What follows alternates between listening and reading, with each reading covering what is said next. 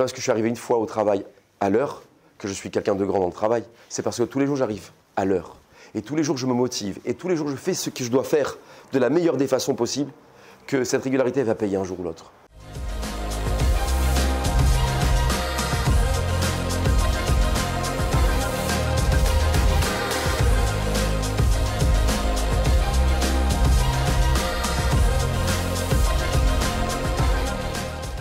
Je voudrais partager avec vous un moment. Je vais essayer de ne pas vivre cela dans l'émotion, mais le vivre de manière pragmatique. Ça veut dire quoi? Ici, je vais poser une question simple que je ne répondrai pas peut-être dans le cours. Je ne répondrai pas. Qu'est-ce qu'on vient prendre dans un cours de Torah? Pourquoi on vient ici? Pourquoi on vient le mardi soir à Olami avec le consistoire? Pourquoi cette soirée-là, elle serait... William, rentre. William, rentre. Pourquoi on ferait en sorte que, voilà, on se réunisse? Qu'est-ce qu'on est venu prendre? Et alors, je ne peux pas répondre pour vous. Par contre, je peux répondre pour moi, à titre personnel, et sans prétention aucune, sans égoïsme. Vous dire un point important, c'est que lorsqu'on a lancé la première soirée de Olami, donc on s'est réunis avec le staff, et je vais manquer de respect à personne en vous dévoilant une vérité. Parce que la fête de Hanouka, c'est dévoiler les choses qui sont cachées. Lorsqu'on a lancé la première soirée, en réunion, j'avais dit je ferai la soirée tous les mardis soirs. Il y a des gens, et je suis content qu'ils m'aient dit ça.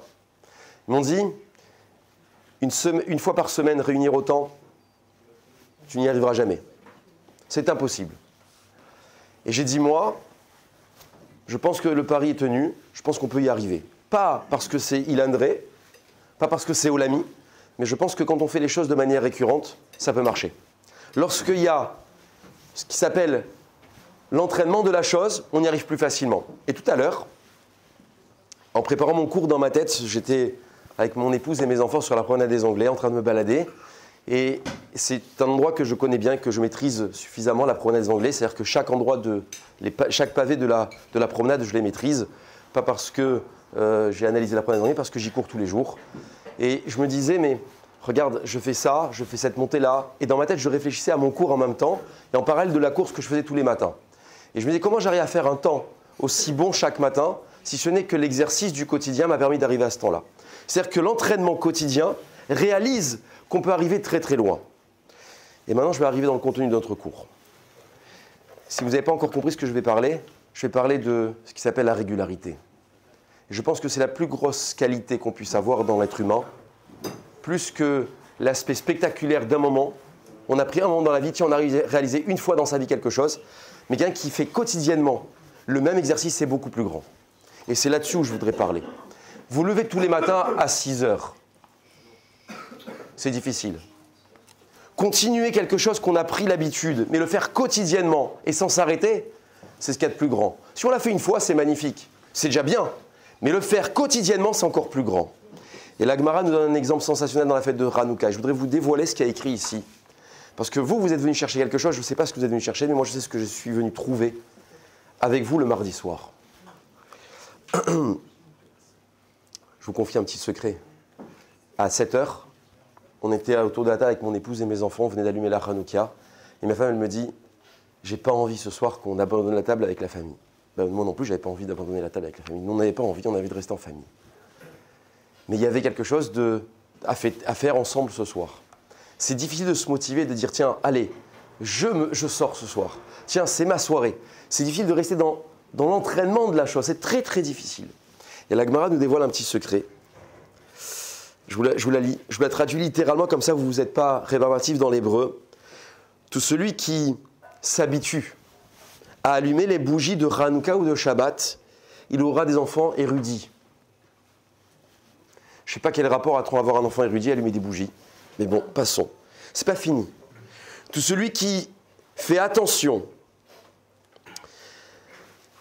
à son tzitzit, c'est le talit, là on parle pour les hommes, il méritera d'avoir de beaux vêtements, de beaux habits. Celui qui fait attention au kidouche, au vin, avoir une bonne bouteille de vin, il méritera d'avoir une maison remplie d'argent. Tout celui qui fait attention à la mezouza, il aura le mérite d'avoir une maison resplendissante. Je Je voudrais comprendre quel est le rapport entre ce que je fais et la récompense que je pourrais avoir. Je voudrais comprendre. Alors nous, ce qui nous intéresse ce soir, c'est Hanouka. Comment cela se fait-il que si j'allume des lumières de Hanouka, mes enfants vont devenir sages, érudits? Quel est le rapport entre une bougie et mes enfants? C'est moi qui ai allumé. Tout à l'heure, on va allumer. Vous imaginez ce qu'on est en train de vous proposer comme programme? Tiens, tu allumes, tu auras des enfants sages. Je pense que les 3/4 de la pièce, voire pour ne pas dire la grande assemblée, la majorité, pense déjà à ses enfants. Vous pensez plus d'abord à vous, avant de penser à vos enfants.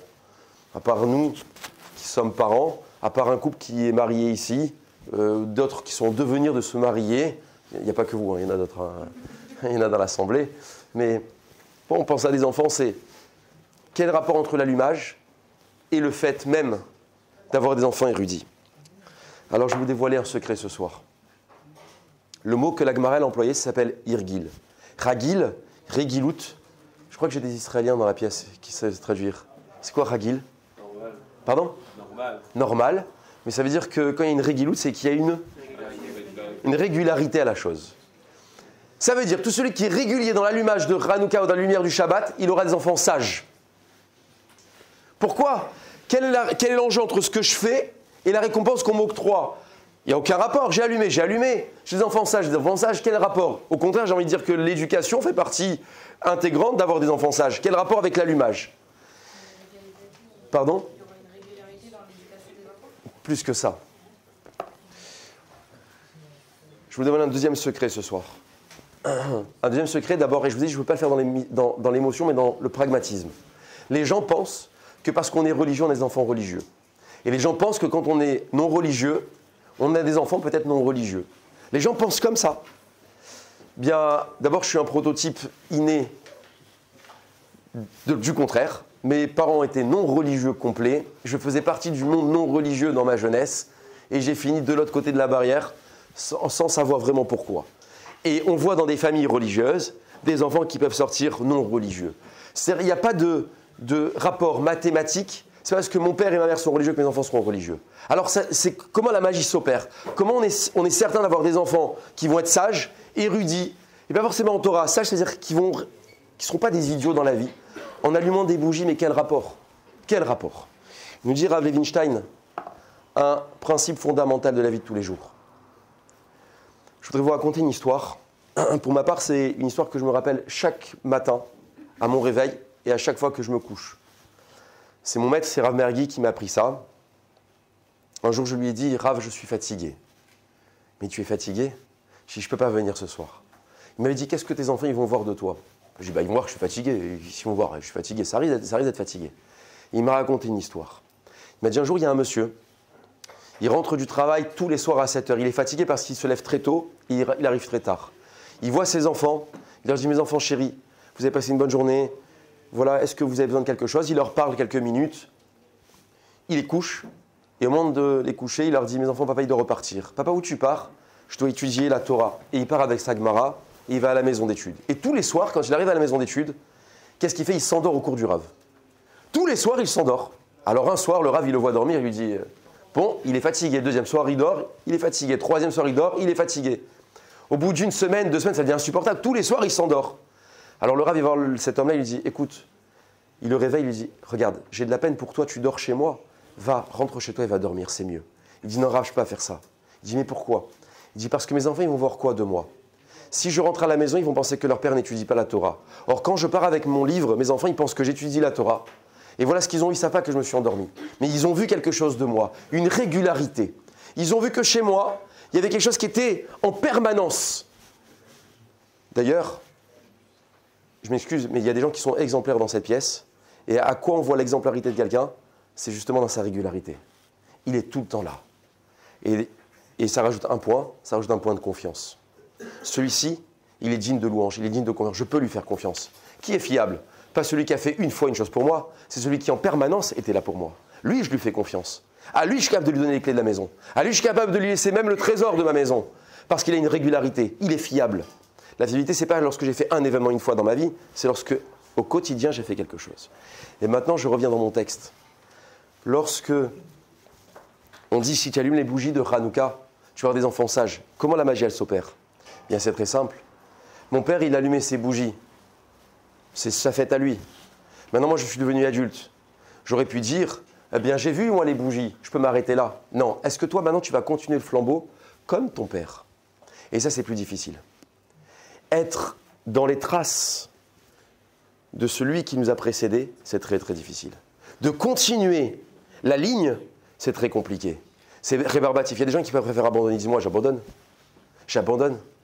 Voilà pourquoi la seule bénédiction qu'on a trouvée à donner à nos enfants le vendredi soir, c'est qu'ils soient comme Ephraim et Ménaché pour les garçons et comme Sarah et Rachel et Léa. Pourquoi? Parce que c'est des gens qui ont continué dans le chemin de leurs parents. Ils ont continué. Pas en étant identiques à eux, mais ils ont continué quelque chose qui avait déjà programmé dans la vie. Et ça, c'est très, très élogieux. Je m'excuse quand je vous vois tous les mardis soirs venir en permanence. Je me dis, qu'est-ce qu'ils sont venus chercher? Je ne sais pas. Mais par contre, il y a une régularité. Tous les mardis soirs, la porte, elle sera ouverte. Tous les mardis soirs, qu'on soit 1 ou 100 ou 200, la porte, elle sera ouverte. Et la porte, elle sera ouverte de la même façon. Et je voudrais raconter une deuxième histoire. Parce que celle-ci, elle est beaucoup plus grande que la précédente. Mais surtout, elle montre la dimension de ce qui s'appelle la régularité. Il y a un Rav qui s'appelle Rav Zilberstein, que vous ne connaissez pas en France, mais qui a une répercussion dans le monde entier par ses décisions halakhiques d'aujourd'hui. Ce Rav-là, il a été invité dans une ville retirée d'Israël pour l'ouverture d'un mikvé. Vous savez, mes chers amis, que lorsqu'on arrive dans une nouvelle ville, où il n'y a pas rien de juif dans une ville, la première chose qu'on doit construire, c'est un mikvé. Ce n'est pas une synagogue, ce n'est pas une épicerie cachère, c'est un mikvé. Parce que la pureté d'Israël passe par les eaux du mikvé, surtout pour la future progéniture. Et donc, Rav Zilberstein, il arrive dans une ville d'Israël retirée, et la promotion de son cours, c'était d'ouvrir un mikvé. Il fallait avoir de l'argent. Il arrive, il voit à l'entrée de la ville le cours de Rav Zilberstein avec des flèches, c'est indiqué. Il arrive dans la synagogue, un grand bâtiment. C'est une histoire vraie que je vous raconte. Hein. Il arrive dans la synagogue, il voit le shamash devant la porte, il lui dit bonjour, c'est ici l'endroit où je dois faire cours? Ils disent oui, c'est ici, Rav, c'est ici. Il rentre. La synagogue, c'est à peu près la taille de Deloitte, 500 places. Il y a dans la synagogue 3 personnes. Vous imaginez vous déplacez un Rav, mondialement connu, il y a 3 personnes. Le Rav aurait pu dire, j'annule, je rentre chez moi, il n'y a pas grand monde. Et le shamash, c'est ce qu'il va lui dire, Rav, annulez. Il dit, j'ai jamais l'habitude d'annuler un cours. La régularité, c'est ce qui paye. Alors je vais quand même faire court. Il dit, mais il y a 3 personnes. Il y a le shamash, une personne, le Rav, 2, et une 3e personne. C'est-à-dire qu'en fait, il n'y a personne. Il y a une seule personne dans la synagogue. Et le Rav, il fait un cours d'1 heure sur l'importance du mikvé. Pendant 1 heure, il débat sur le mikvé. Il explique toute la grandeur qui se cache derrière ce mikvé-là. À la fin du cours, il part, il dit au revoir au shamash, il dit au revoir aux fidèles, et il s'en va. Vous imaginez l'archouma que c'est? Mais juste en franchissant la porte de la synagogue, il y a une femme qui a dit « Excusez-moi, Rav, j'ai une question à vous poser. » Il dit « Madame, d'où vous sortez ?» Il dit « Moi, j'étais à l'étage, dans l'endroit des femmes. Je suis l'épouse du seul homme qui est venu assister à votre cours. J'étais tellement été touché par le cours que vous avez fait que je voudrais vous faire le chèque à vous intégralement pour la construction du mikvé, soit 500 000 shekels. » Je ne sais pas si on s'imagine la dimension de cette histoire. Parce que j'ai laissé la régularité se mettre en place, alors cet homme-là a eu ce qu'il fallait. Qu'est-ce qu'on est venu chercher? Est-ce qu'on est venu chercher quelque chose d'exceptionnel une fois dans une vie? Ou est-ce qu'on est venu montrer l'importance de continuer à faire les choses? Le couple, c'est une multitude d'événements du quotidien qui fera la grandeur de votre couple. L'amour, ce n'est pas le premier jour je t'ai fait un grand cadeau et après, pendant 20 ans, je ne te fais plus rien. C'est tous les jours, il y a une attention. C'est très difficile d'être attentionné tous les jours. C'est très difficile de dire bonjour tous les jours, de dire bonjour avec un sourire, de faire un cadeau. C'est très très difficile. Alors je rajouterai encore un point. Comment mes enfants deviennent Talmid Racham, comment mes enfants deviennent érudits par un allumage? C'est parce que si moi j'ai continué et que mon enfant lui aussi continue, alors cette régularité fera de lui quelqu'un d'intelligent. C'est exactement la même chose dans le travail. C'est pas parce que je suis arrivé une fois au travail à l'heure que je suis quelqu'un de grand dans le travail. C'est parce que tous les jours j'arrive à l'heure. Et tous les jours je me motive. Et tous les jours je fais ce que je dois faire de la meilleure des façons possibles, que cette régularité va payer un jour ou l'autre. J'ai une 3e histoire à vous raconter ce soir. Et ça fait beaucoup d'histoires pour vous, mais c'est important.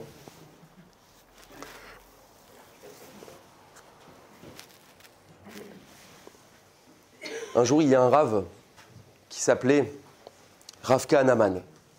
Alors je donne son nom, mais son nom, vous irez le chercher sur Internet. C'est un homme qui a vécu la Shoah, un Rav qui a vécu la Shoah, et il a ouvert la plus grande yeshiva du monde qui s'appelle Ponyovitch à Bnei Brak. Alors pour ceux qui ne connaissent pas Bnei Brak, c'est une colline.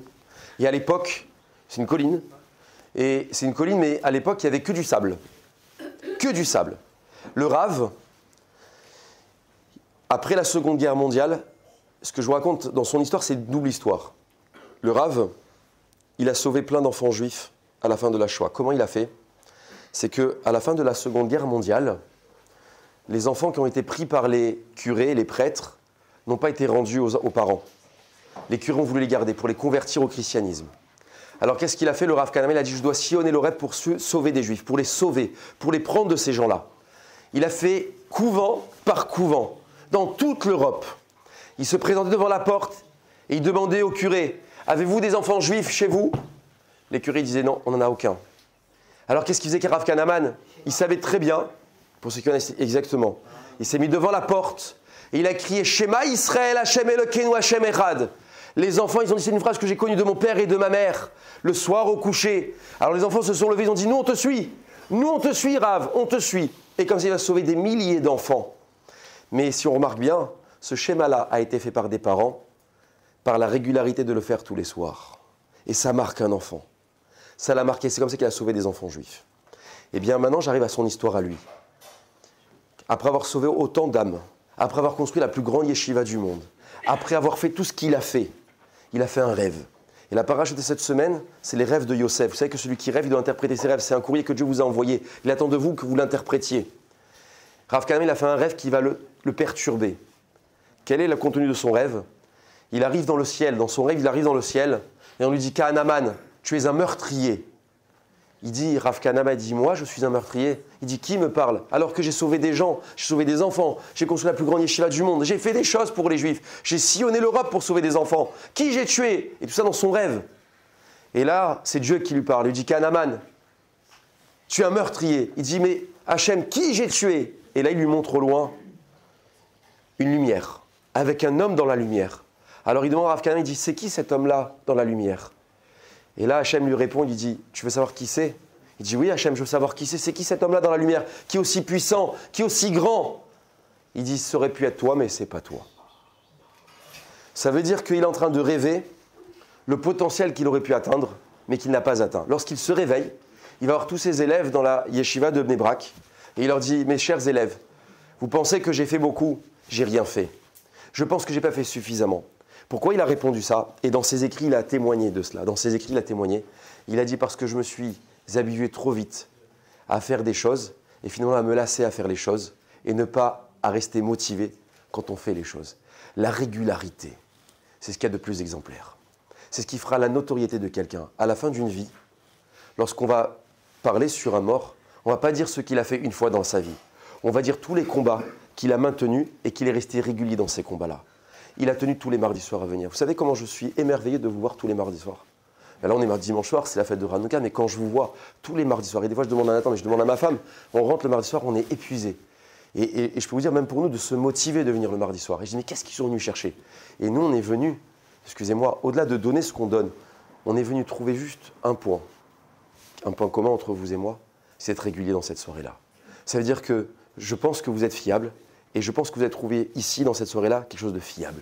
On peut compter les uns les autres. C'est-à-dire, il m'arrive dans des soirées, voilà, j'ai Rudy à côté de la porte, où j'ai Nathan sur ma gauche, j'ai mon épouse, j'ai même ma fille, j'ai Ethan, j'ai Tom, j'ai William au fond de la salle, mais ici et là, et je peux pas, j'en oublie certains probablement, Ilan, Levana. J'appelle des fois le mardi soir, je dis, regardez, il me manque des glaçons, regardez, il me manque ci. Je ne me pose même pas la question s'ils viennent ou pas, je sais qu'ils sont là. Je n'ai pas besoin de demander, vous êtes là, mais ils sont là. En fait, ce qu'on essaie de construire, eh bien, c'est justement cette confiance mutuelle. Cette confiance, elle peut s'établir uniquement s'il y a une régularité de la chose. Alors maintenant, je comprends comment mes enfants peuvent devenir Talmid Racham. Si mes enfants voient de moi, un homme régulier dans ce que je fais, en permanence, alors mon enfant, il dit, waouh, mon père, il arrive à tenir tous les jours. Mon père, il arrive à... Vous savez comment... Je vous raconte une petite histoire, c'est filmé ce soir. Malheureusement, c'est filmé, ça sera dans la boîte. Mes enfants, quand je me lève pas le matin, à 5 heures, aller courir, ils me disent, papa, t'es trop vieux, ça y est. Mais pourquoi ils disent ça? Parce que je comprends qu'il y a une faille là-dedans. Parce que lorsque c'est régulier, c'est trop grand. On a du mal. Ça fait mal quelqu'un qui est tout le temps régulier. Ça fait mal quelqu'un qui arrive à tenir le cap en permanence. Ça fait très très mal. Alors de la même façon que ça rend jaloux les autres, mais ça rend également la beauté ou le charme lorsque ça se fait dans un couple, lorsque c'est avec nos enfants. Je viens de marier depuis 1 an et demi, c'est ça? 1 an et demi. Souviens-toi, il y a écrit dans le Shabrachot, qu'est-ce qu'il y a écrit? On vous souhaite de rester fiancé toute votre vie. Qu'est-ce que c'est fiancé? Fiancé, c'est qu'on est régulier. On arrive à l'heure au rendez-vous, on offre des fleurs, on a un sourire, on lui dit je t'aime, on lui dit comment tu vas. On est régulier. Dès qu'on est marié, ça y est, c'est emballé. Non, il n'y a plus rien d'emballé. Il faut rester régulier, c'est la plus grande importance. En fait, la plus grande bracha qu'on peut donner à nos enfants, c'est est-ce que nous-mêmes on a pris l'entraînement de la chose? Est-ce qu'on est suffisamment capable de tenir l'endurance? Alors maintenant, je voudrais conclure dans mon cours. C'est que c'est difficile à un enfant, de parents religieux, d'être religieux. Pourquoi? Parce que forcément, de suivre les mêmes traces, il dit, mais moi, finalement, j'ai rien prouvé. Je suis comme mon père et ma mère. C'est difficile d'être né dans une famille où la régularité est toujours la même.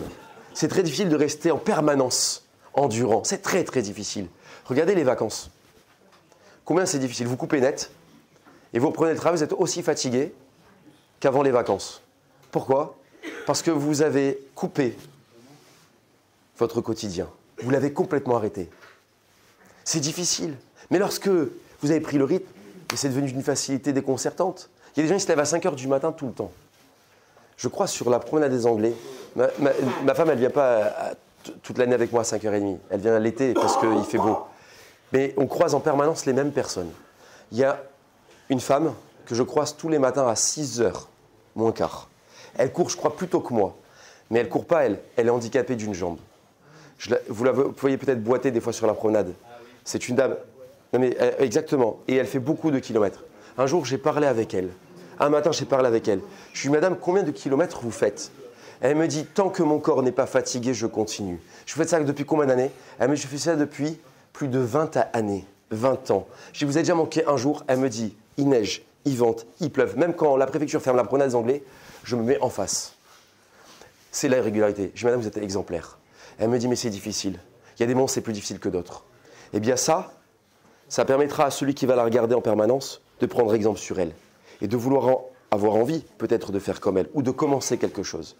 Alors maintenant, j'arrive dans Hanouka. Quand je vais allumer les lumières de Hanouka, mes enfants, qu'est-ce qu'ils voient? Ils voient un père qui fait comme son père, le père a fait comme son grand-père, et que le grand-père a fait comme le grand-père, et le grand-père est comme ça depuis des générations. Alors mon enfant, il dit, tiens, j'ai envie de suivre cette trace-là. Mais c'est difficile de s'y mettre. Il y a des gens qui disent, tiens, je peux couper. Tiens, je peux arrêter la transmission. Mais si tu l'arrêtes une fois, recommencer, c'est difficile.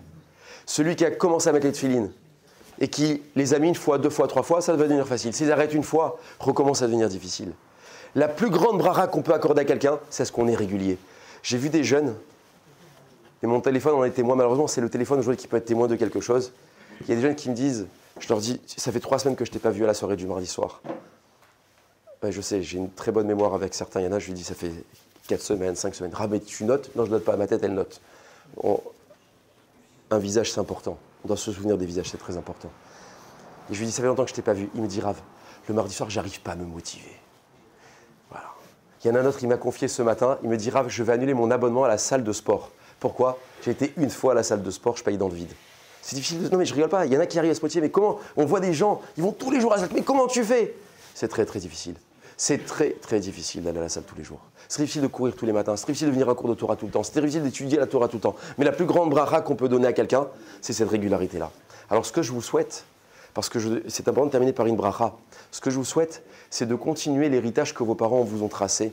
Et c'est comme ça qu'à votre tour, vous allez pouvoir transmettre un héritage à vos enfants qui sera indéniable. C'est dans cette régularité-là qu'on peut continuer. Mais si c'est uniquement sporadiquement les choses, si c'est 1 fois de temps en temps, ça ne scellera pas dans la vie. Ça ne fera peut-être même pas une trace dans votre vie.